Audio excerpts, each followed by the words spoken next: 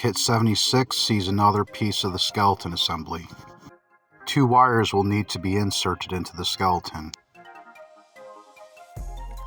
Here's the pieces to complete this step.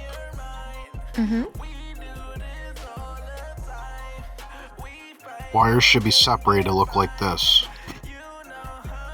Follow the diagrams for correct insertion.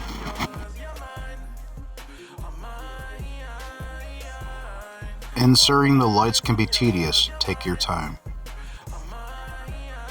Here's one of the clamps you'll need for your light insertion. Here's an overview of one of the ones I assembled. And this is with both the lights.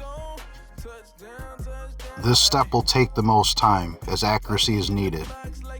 Clear all wires before completing this step. Refer to diagram for proper insertion. This step takes time as there's many wires to clear before you can insert screws. Some spots have barely enough clearance just for the wires. Here is the section completed on my skeleton. Pulling this panel from Kit 75 will be used to complete this kit. Kit 76 is now complete.